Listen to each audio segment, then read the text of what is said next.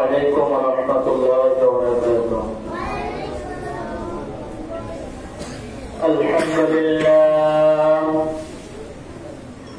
الحمد لله نحمده ونستعينه ونستغفره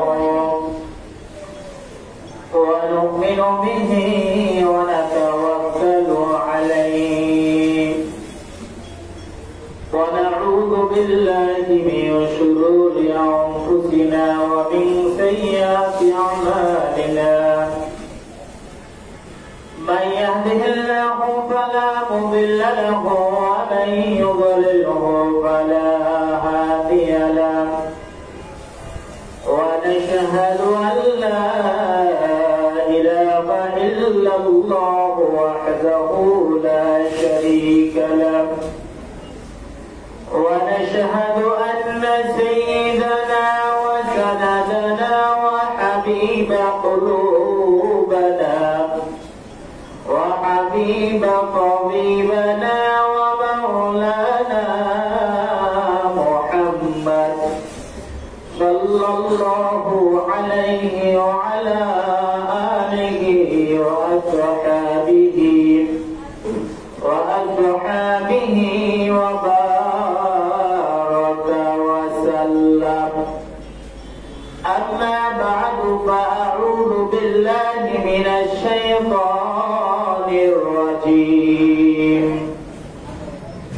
بسم الله الرحمن الرحيم. آية القرآن. وإذ بوأنا لإبراهيم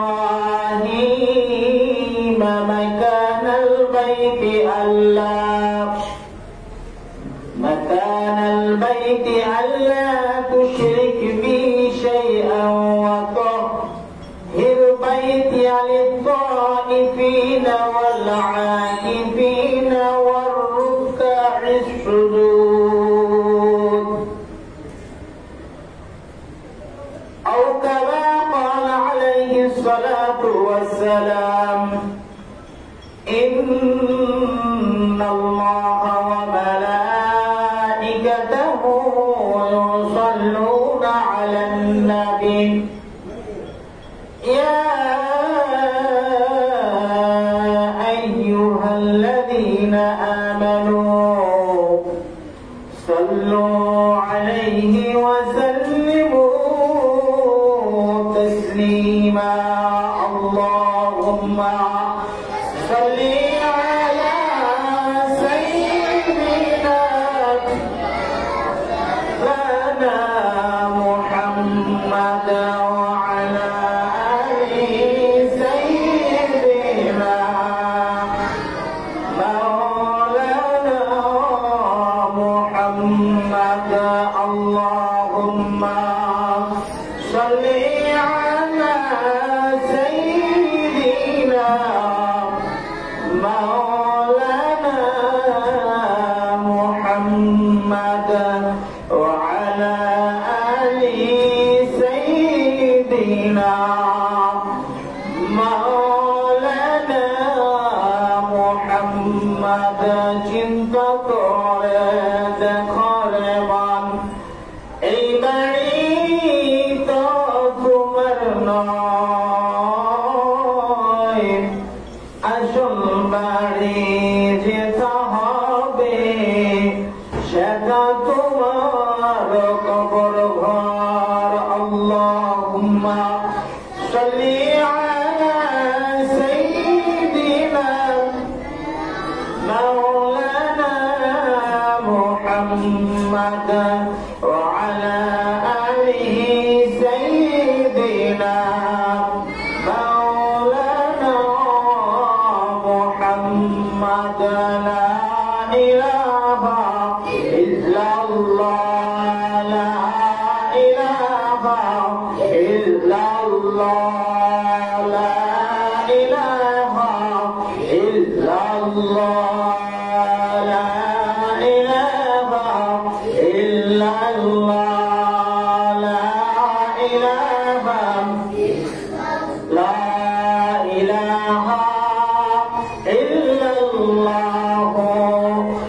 মুহাম্মাদুর রাসূলুল্লাহ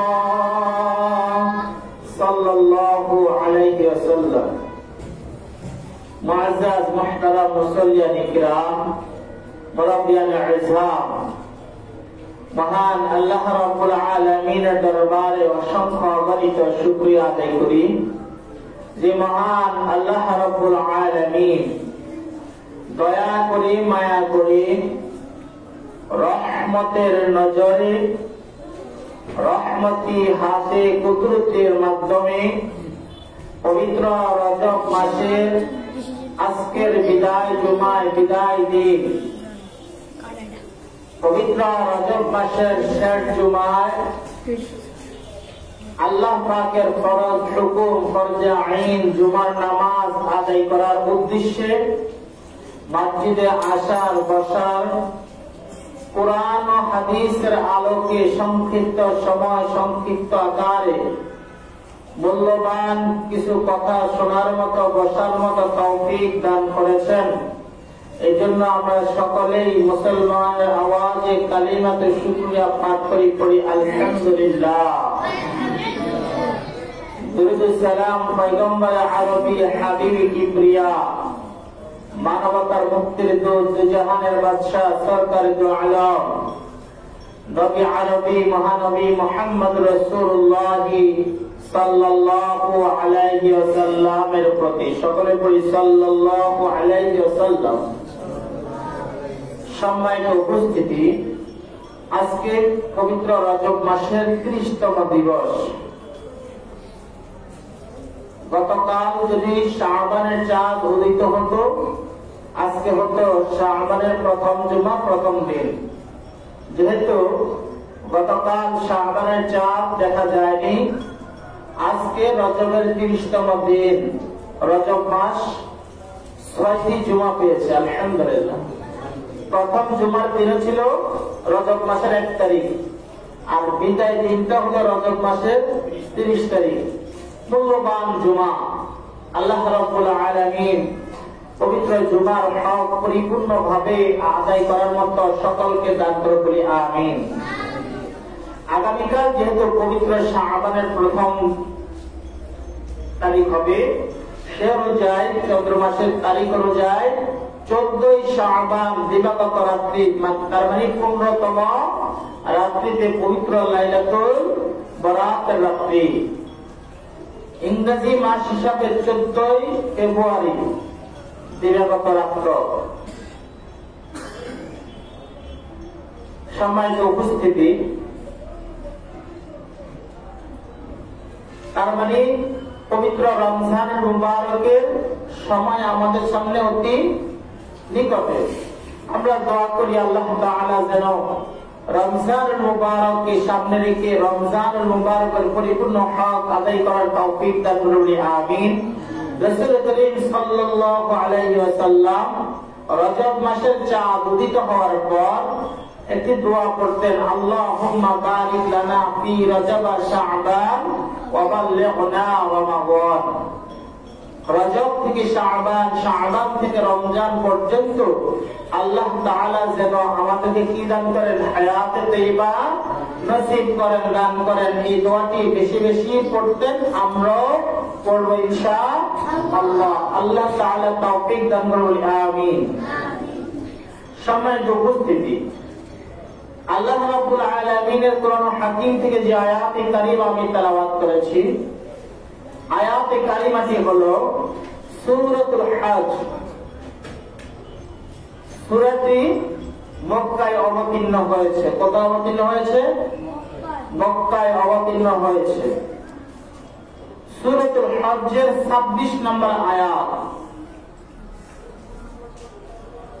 সূরাতুল হজের কত নম্বর আয়াত? 26 নম্বর আয়াত।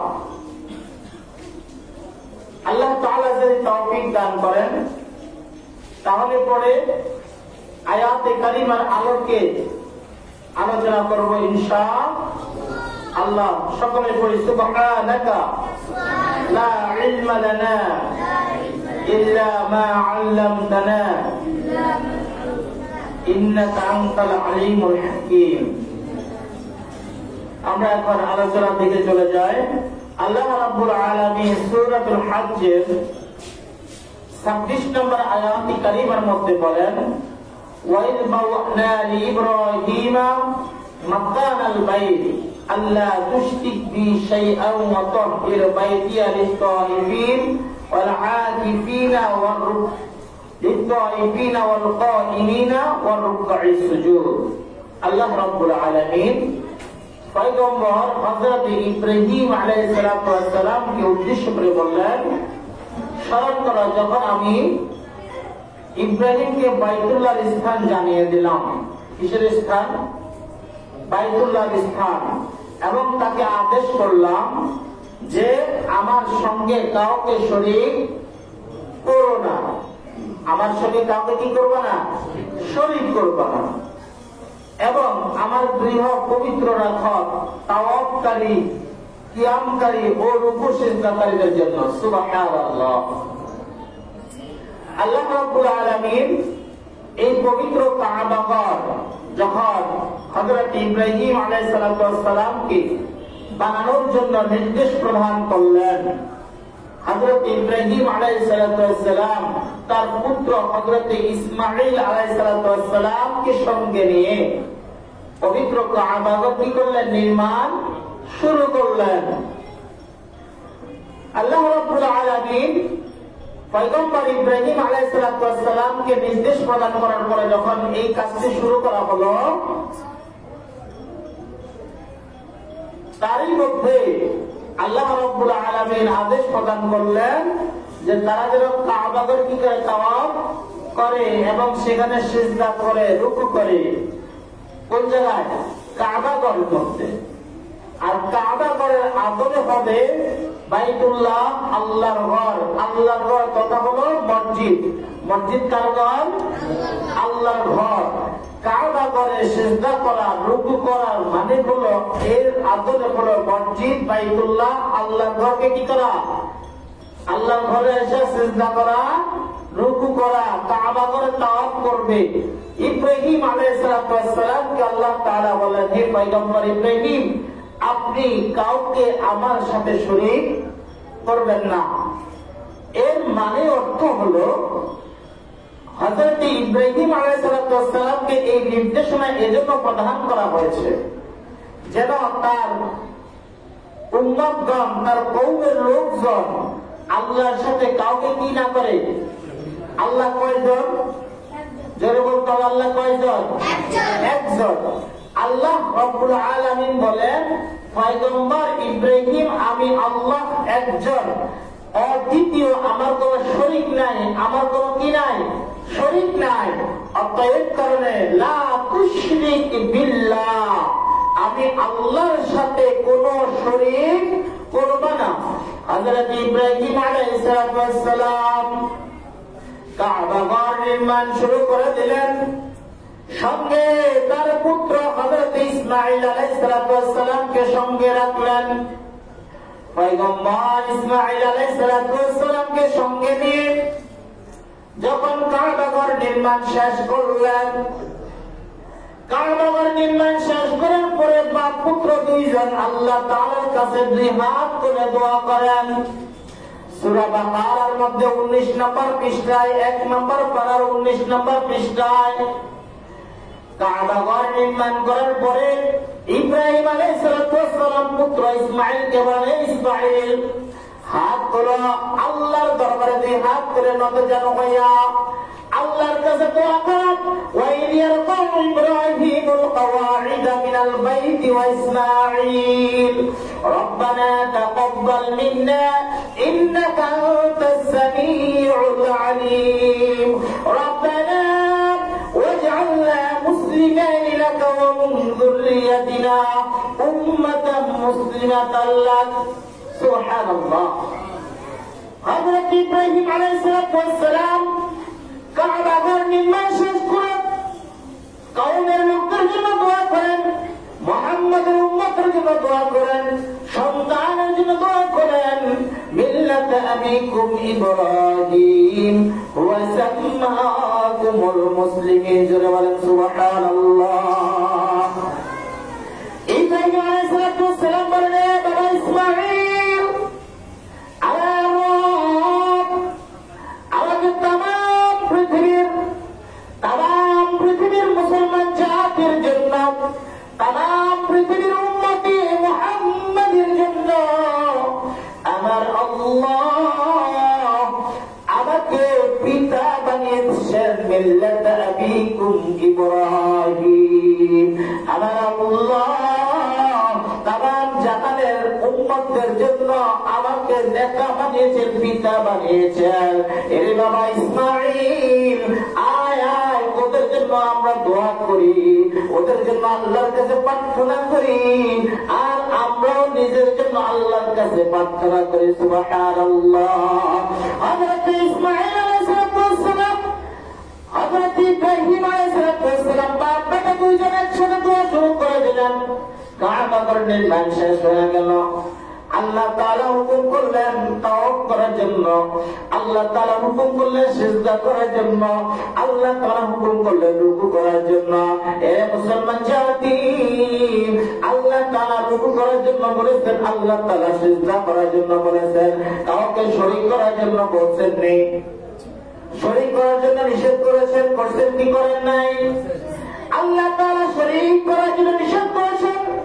আমার দেশের কত মানুষ আছে, কত যুবক আছে, কত আউল বাউল আছে, কত পীরের মুরিদ আছে, এরা পীরের দরবারে যায়, আউল বাউলের দরবারে যায়, সিজদা করে, করে কি করে না? আরে জোরে বলেন, করে কি করে না? আল্লাহ বলেন, ও পৃথিবীর মানব জাতি, ইয়া আইয়ুহাল্লাযীনা আমানু রুকউ ওয়াসজুদু ওয়া'বুদু রাব্বাকুম ওয়া ফা'আলুল খায়রা লা'আল্লাকুম তুফলিহুন। যদি সফল কাম হতে চাও হে মুমিন, যদি সফল কাম হতে চাও তাহলে রুকু করো আমাকে, সিজদা করো আমাকে, লা'আল্লাকুম তুফলিহুন। তাহলে উত্তম পন্থা অবলম্বন করার কারণে, উত্তম পন্থার কাজ করার কারণে, তাহলে লাআল্লাকুম তুফলিহুন, তাহলে তুমি সফলতা অর্জন করতে পারবা। সুবহানাল্লাহ। তাহলে আল্লাহ বলেছেন রুকু করতে হবে আল্লাহকে, সিজদা করতে হবে আল্লাহকে, মাথা নত করতে হবে আল্লাহর দরবারে, সিজদা করতে হবে আল্লাহর দরবারে। স্থান দেখাইয়া দিয়েছেন, স্থান দেখাইয়া দিয়েছেন, জায়গা দেখাইয়া দিয়েছেন। এরে বান্দা, কোথায় সিজদা করবা, কোথায় রুকু করবা, কোথায় আমার কাছে তাকবীর দিবা, কোথায় আমার কাছে মাথা নত করবা, কোন জায়গায় আমার তাসবিহ পাঠ করবা, কোন জায়গায় কোরআন তেলাওয়াত করবা, কোন জায়গায় আমার হুকুম আহকাম পালন করবা, সমস্ত জায়গা দেখা দিয়েছেন কি দেখান নাই? এখন আমার দেশের কিছু মানুষ আছে শিক্ষিত, গুণী জ্ঞানী, অভাব নাই, কিন্তু সিজদা করে পীরের দরবারে যাইয়া পীরের পায়ে পড়িয়া করে কি করে না? আল্লাহ বলেন এটাই হলো শিরক, লা তুশরিক বিল্লাহ। অথচ ইব্রাহিম আলাইহিস সালামকে আল্লাহ বললেন, এই ইব্রাহিম লা তুশরিক বিল্লাহ, কাউকে শিরক করবা না। রুকি যদি পাইতে হয় কে পাবে বলে বলেন? রুকু যদি পাইতে হয় কে পাবে? আল্লাহ পাবে। সিজদা যদি পাইতে হয় কে পাবে? আল্লাহ তাআলা ইব্রাহিম পয়গম্বরকে বললেন, ইব্রাহিম পয়গম্বর রুকু করো, সিজদা করো, তাওয়াফ করো, কাবা ঘর নির্মাণ করো, হুকুম দিয়েছেন কে? অতএব কারণে সিজদা যদি পাইতে হয় সিজদা পাবে আমার আল্লাহ, রুকু পাবে আমার আল্লাহ, তাসবিহ তাহলে যা কিছু আছে সমস্ত কিছু পাবে কে? অতএব কারণে আল্লাহর সাথে শিরক করা যাবে না। কোন মানুষ যদি কোন মানুষের পায়ে সিজদা করে সে আল্লাহর সাথে শিরক করলো। কার সাথে শিরক করলো? কোন মানুষ যদি কোন মানুষের পায়ে সিজদা করে কার সাথে শিরক করবে? আল্লাহর সাথে শিরক করবে। আল্লাহ বলেন, বান্দা সকল গুনাহ যদি আমি আল্লাহ মাফ করি তাহলে শিরক গুনাহ আমি আল্লাহ মাফ করব না। আল্লাহ তাআলা শিরক গুনাহ মাফ করবেন না। এত কঠিন ভাষা, এত কঠিন কথা আল্লাহ তাআলা উল্লেখ করেছেন। আমার এই পৃথিবীতে, আমার এই জমিনের মধ্যে তুমি আমার সৃষ্টি, আমার জগৎ, আমার সব কিছু বান্দা যদি মনে করো না না না এই পৃথিবী যিনি সৃষ্টি করেছেন তিনি কে সৃষ্টি করছেন কে, এই চিন্তা যদি মানুষ মনে করে আল্লাহ বলেন সে হলো মুনাফিক, এর জন্য হলো জাহান্নাম, এর জন্য হলো কঠিন আযাব। আল্লাহ তাআলা বলেন এজন্য বললেন ইন্না শিরকা লাযুলমুন আযীম, নিশ্চয় কিয়ামতের ময়দানে শিরক গুনাহ আল্লাহ তাআলা জুলুমের সাথে জুলুম করবেন না, শিরক গুনাহ আল্লাহ তাআলা maaf করবেন না। আমার ভাইরা বন্ধুরা, এজন্য পৃথিবীতে আমরা যতদিন চলবো আল্লাহর সাথে কোনো শিরক করব না ইনশাআল্লাহ। আমার ভাইরা বন্ধুরা, এই পৃথিবীতে আল্লাহর সাথে শিরক সমকক্ষ কেউ নাই, আসেনি? আল্লাহর সমকক্ষ কেউ আছে? আল্লাহ বলেন আমার সমকক্ষ কেউ নাই, আমার সন্তান নাই, আমার আওলাদ বর্গ নাই, আমার ঘুমও আসে না, ঘুমের তন্দ্রাও আসে না। আল্লাহু লা ইলাহা ইল্লা হুয়াল হাইয়ুল কাইয়্যুম লা তাখুযুহু সিনাতুন ওয়া লা নাওম লাহু মা ফিস সামাওয়াতি ওয়া মা ফিল আরদ। সুবহানাল্লাহ। আমার ভাইরা বন্ধুরা, আল্লাহ তাআলা কি সুন্দর ভাবে সূরা বাকারার 3 নম্বর পারার প্রথম নম্বর পৃষ্ঠায় বলেন, বান্দা আমি এমন একজন প্রভু, এমন একজন আল্লাহ, এমন একজন সৃষ্টিকর্তা, যেই নাকি এই পৃথিবী ধরে রেখেছেন, যেই নাকি এই পৃথিবী ধরে রাখতে যাইয়া যার মধ্যে ঘুম আসে না, যার মধ্যে তন্দ্রাও আসে না, ঘুমের তন্দ্রাও আসে না, এমন একজন আল্লাহ। ওই আল্লাহর সাথে কাউকে শিরিক করা যাবে না। আল্লাহ বলেন লাহু মা ফিস সামাওয়াতি ওয়া মা ফিল আরদ, আসমান তৈরি করেছি আমি, জমিন তৈরি করেছি আমি, মানুষ সৃষ্টি করেছি আমি। মানুষ যদি বলে না মানুষকে সৃষ্টি করেছে অন্য কেউ, না এটা হবে শিরিক গুনাহ। আমার দেশের কিছু পাগল আউট পাগল আছিল, তারা বলেছে মানুষ হলো বানর থেকে জন্ম। বলেন নাউযুবিল্লাহ। মানুষ কিসের জন্ম? বানরের জন্ম করেছিলেন কিছু পাগল।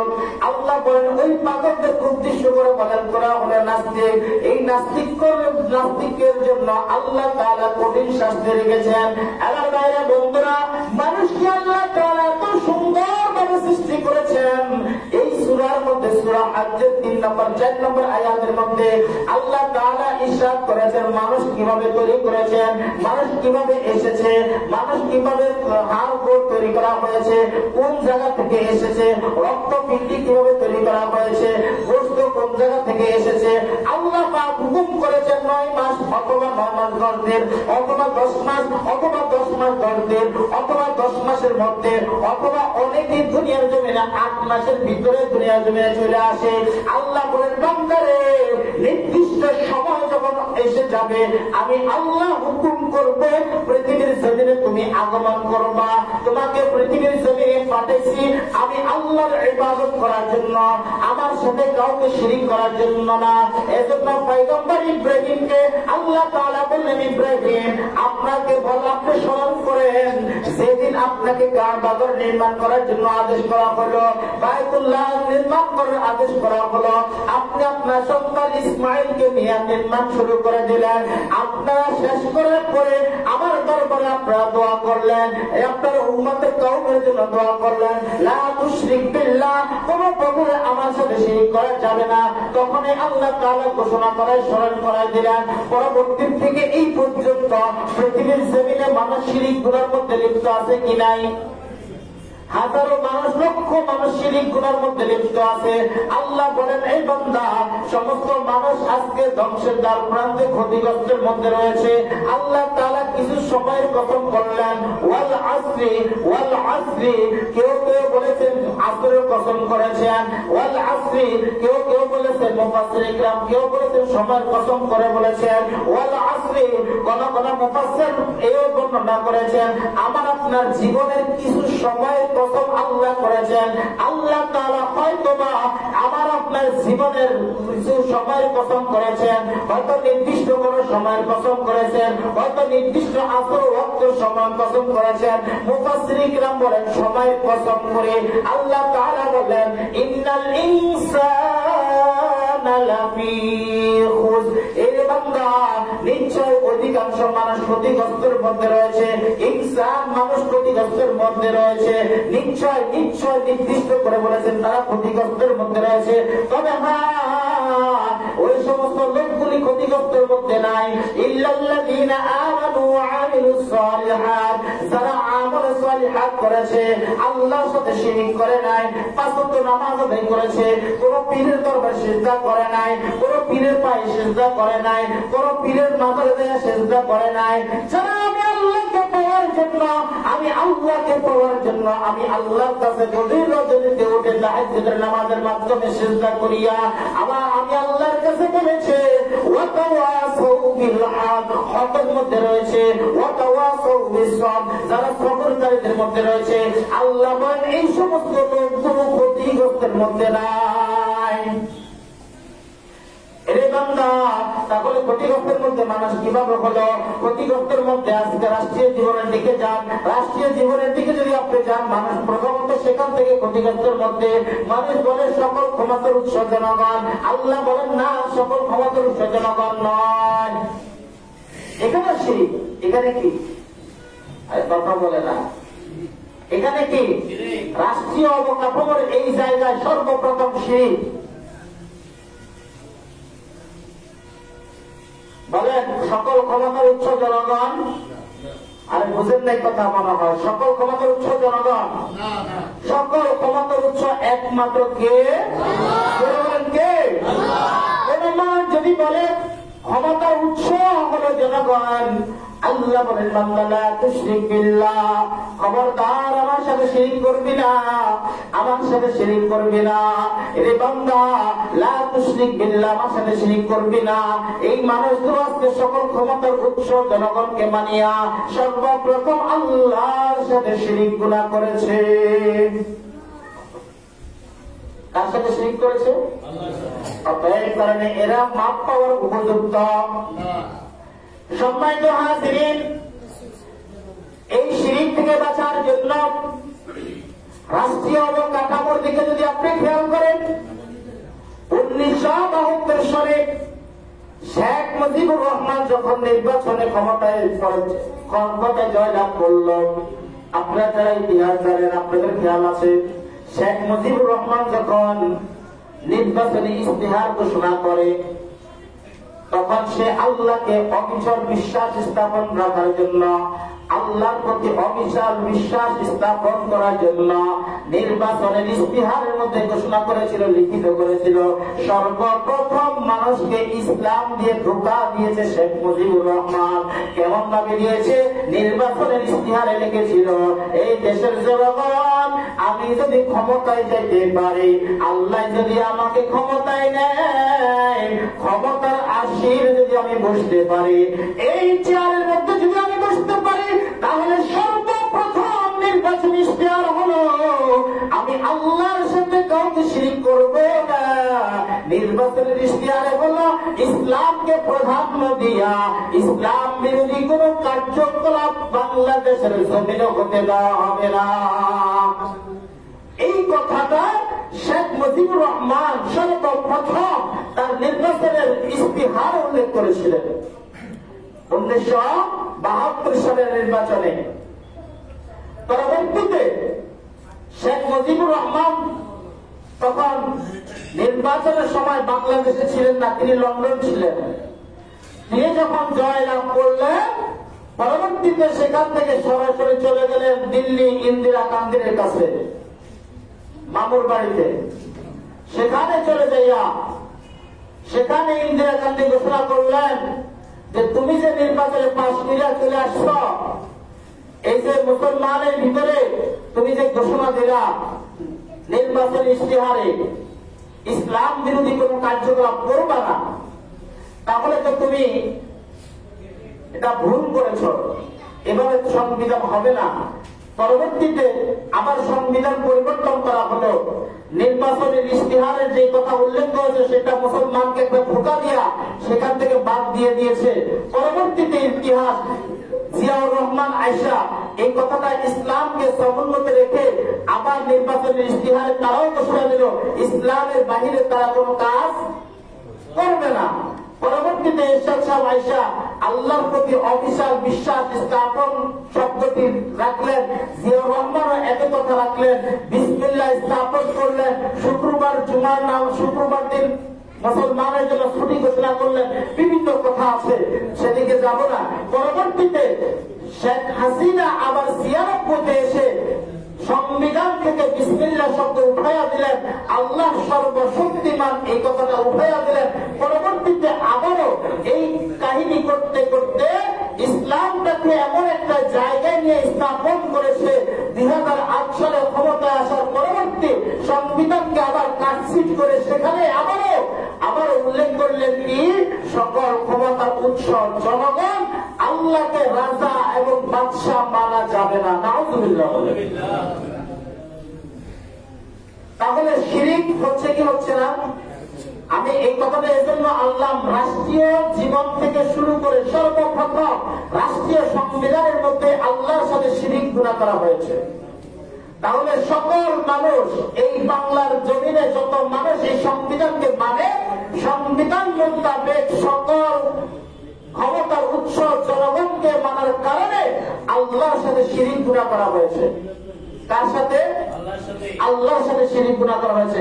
এজন্য রব্বুল আলামিন সূরা আসরের মধ্যে বললেন যে সকল মানব, সময়ের কসম করে আল্লাহ বললেন সকল মানুষ নিশ্চয় ক্ষতির মধ্যে রয়েছে।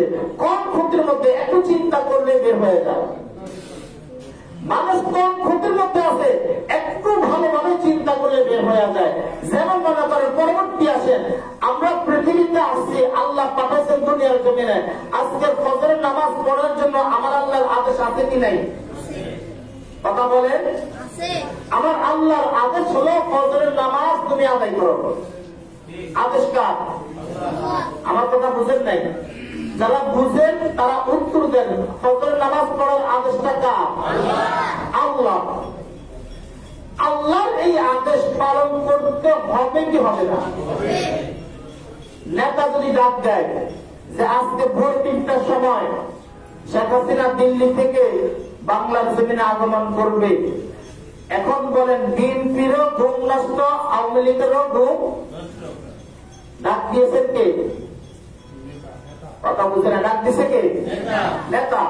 লন্ডন থেকে তারেক রহমান ঘোষণা দিলেন, এই আমার নেতা কর্মীরা, তোমরা এয়ারপোর্টের দিকে খুব খেয়াল রাখবা, কোন প্রকারে যেন শেখ হাসিনা প্লেন থেকে নামতে না পারে।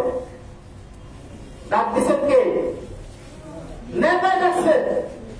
আর আওয়ামী পন্থীদেরকে ডাক দিয়েছেন, নেতাও ডাক দিয়েছেন যে কোন প্রকারেই যেন শেখ হাসিনাকে বিমানবন্দর থেকে গ্রেফতার করা না হতে পারে। দুইজনকেই নেতা ডাক দিয়েছেন। কে ডাক দিয়েছেন? বলেন ভোর 3টার সময় মুসলমানের জন্য তাহাজ্জুদের সময়। কথা বলে না? কিসের সময়? তাহাজ্জুদের সময়। হাজারো মানুষ, লক্ষ মানুষ ভোর 3টার সময় উঠে আল্লাহর দরবারে তাহাজ্জুদ নামাজ পড়তে দাঁড়িয়ে যায়। আর একটা আসামিকে, নাস্তিকবাদী লোকটাকে, অপরাধী, মানবাধিকার লঙ্ঘনকারী লোকটাকে যেন বাংলাদেশের আসতে পারে, তাকে পাহারা দেওয়ার জন্য হাজারো যুবক, লক্ষ মানুষ, কোটি মানুষ সেখানে চলে যাবে। নির্দেশ কার? নেতা। আর ফজরের নামাজ 6টার সময় পড়তে হবে, নির্দেশ কার? আল্লাহ। আল্লাহ বলে এই ফজরের নামাজটা যদি তুমি না পড়ো, তোমাকে 2,88,00,000 বছর মামার বাড়িতে আদর দেওয়া হবে।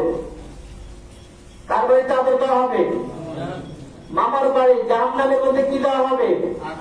আগুন দেওয়া হবে। আগুন, যে আগুনতে প্রজ্বলনটা হবে, লাকড়ি হবে মানুষ আর পাথর।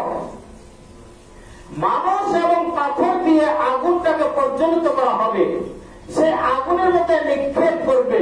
হুকুম করেছেন, আদেশ করেছেন সৃষ্টিকর্তা। সৃষ্টিকর্তার আদেশ হলে পরে নেতা আদেশ করেছেন 3টার সময় যেন অপরাধী না আসতে পারে, তাকে সেখান থেকে বিতাড়িত করতে হবে, পিড়িত হবে। আরেক নেতা হুকুম করলে তোমরা কোন প্রকারেই বিএনপির লোকজনকে দাঁড়াতে দিবা না। দুই দলের দুই আদেশ পালন করার জন্য লক্ষ যুবক, কোটি মানুষ সেখানে অবস্থান করবে। আদেশ করেছেন নেতা, নেতার আদেশ পালন করার জন্য রাত্র 3টার সময় অবস্থান করতে পারে। ঘুম নষ্ট, সব নষ্ট। আল্লাহর হুকুম 2 রাকাত ফরজ নামাজ আদায় করার জন্য, ফজর নামাজ জামাতে আদায় করার উদ্দেশ্যে সে মসজিদে আসতে পারে না, তার মতো মুসলমান, তার মতো মুনাফিক, তার মতো কাট্টা শয়তান বাংলার জমিনে নয়, পৃথিবীর জমিনে হতে পারে না। কথা ঠিক না? নেতার আদেশ পালন করার জন্য রাত্রের গভীরে উঠে যেতে পারে, আর আল্লাহর হুকুম পালন করার জন্য 5টা-6টার সময় উঠতে পারে না, তার মতো মুনাফিক মানুষ আর থাকতে পারে না। মানুষ ভুল করেছিল, তার মতো ভুল। রাত্র বাদ দিলাম, বিকাল 3টায় পল্টন ময়দানে সমাবেশ, আওয়ামী লীগের সমাবেশ, বিএনপির সমাবেশ, মারামারি করা লাগবে। নেতার আদেশ পালন করার জন্য, রক্ত দেওয়ার জন্য হাজারো আওয়ামী লীগের নেতা, হাজারো আওয়ামী লীগের কর্মী, হাজারো বিএনপির কর্মী, হাজারো লিডার অবস্থান করবে লাঠিসোঁটা নিয়ে। যাবে কি যাবে না? আদেশ পালন করবে কার? এই ফাঁকে আসরের নামাজের ওয়াক্ত শেষ। আল্লাহ বলেন বান্দারে, এই সময়টার মধ্যে নির্দিষ্ট একটা সময়, নির্দিষ্ট সময়ের মধ্যে আমার আল্লাহ বলেন বান্দা তোকে ডাকা হচ্ছে হাইয়া আলাস সালাহ। তার পূর্বে বান্দা তোর কানের মধ্যে পৌঁছে দেওয়া হচ্ছে আল্লাহু আকবার, আল্লাহু আকবার। বান্দা তোর কানের মধ্যে পৌঁছে দেওয়া হলো আল্লাহ বলে সবচেয়ে বড়। বলেন আল্লাহ কি? আরে আল্লাহ থেকে বড় কেউ আছে? যারা বলেন আল্লাহ সবচেয়ে বড়। আল্লাহ বলেন বান্দারে, আসর সময় প্রত্যেকটা মসজিদ থেকে, বাইতুল্লাহ থেকে, কাবা ঘর থেকে, সৌদি আরবের মসজিদে নববী থেকে, সেই মসজিদের মধ্যে নবীজি বসে বসে সেখানে দান করতেন, সেই মসজিদের মধ্যে নবীজি ইমামতি করতেন। মসজিদে বেলালের থেকে, কাবা ঘর থেকে, মক্কা থেকে, মদিনা থেকে, বাংলাদেশের হাজার লক্ষ লক্ষ মসজিদের থেকে একসাথে আওয়াজ হচ্ছে আল্লাহু আকবার। আল্লাহ বলেন সবচেয়ে বড়। মুয়াজ্জিন তোকে ডাকতেছে না, আমি আল্লাহ ডাকতেছি বান্দারে, আমি হলাম সবচেয়ে বড়। হাইয়া আলাস সালাহ, হাইয়া আলাস সালাহ। এরে বান্দা যা যা তাড়াতাড়ি মসজিদে যা, মসজিদে যাইয়া 4 রাকাত নামাজ আদায় করে আয়, আসরের নামাজ আদায় করে আয়, ফজরের নামাজ আদায় করে আয়, জোহরের নামাজ আদায় করে আয়, মাগরিব আদায় করে আয়, ইশার নামাজ আদায় করে আয়। এই যুবক ভাইরা, বুদ্ধ বাবাজিরা একসাথে চুপ বুঝে থাকলে আওয়াজ দেন। এই ডাকগুলো কি মুয়াজ্জিন দিচ্ছে না আল্লাহর হুকুম পালন করার জন্য?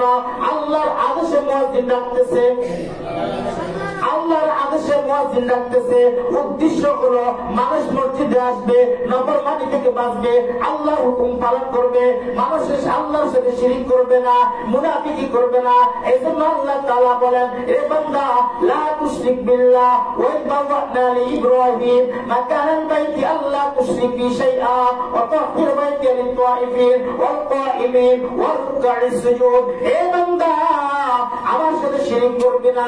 তোকে আসরে ডাকলাম মুনাফিকি করছস, ঈশায় ডাকলাম মুনাফিকি করছস, মাগরিবে ডাকলাম মুনাফিকি করছস, জোহরে ডাকলাম মুনাফিকি করছস, ফজরের নামাজের সময় ডাকলাম বান্দা মুনাফিকি করছস। এই বান্দা সব মুনাফিকি আমার সাথে করলে, কিন্তু তোর পীর বাবার দরবারে যাইয়া মাথাটা ঠুকাইয়া পায়ের মধ্যে সিজদা দিয়ে দিয়ে বান্দা এখানেই তুই শিরিক গুনাহ কামাই করে ফেললি।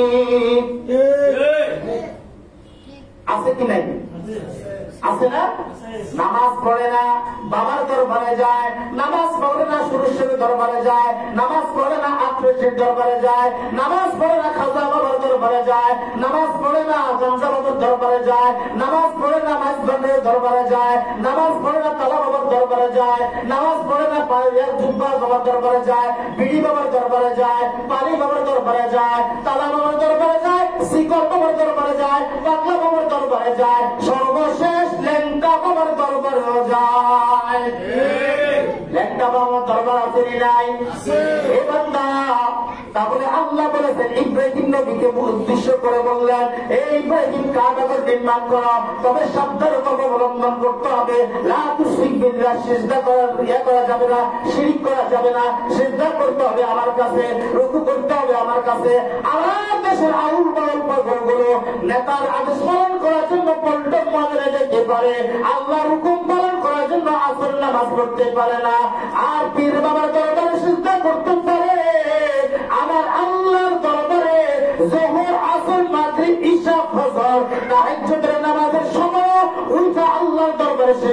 হতে পারে না। এর চেয়ে মুনাফিক, এর মতো কাট্টা শয়তান, এর মতো কাট্টা শয়তান আর মুনাফিক বাংলার জমিনে আর কোথাও হতে পারে না। কথা ঠিক কিনা?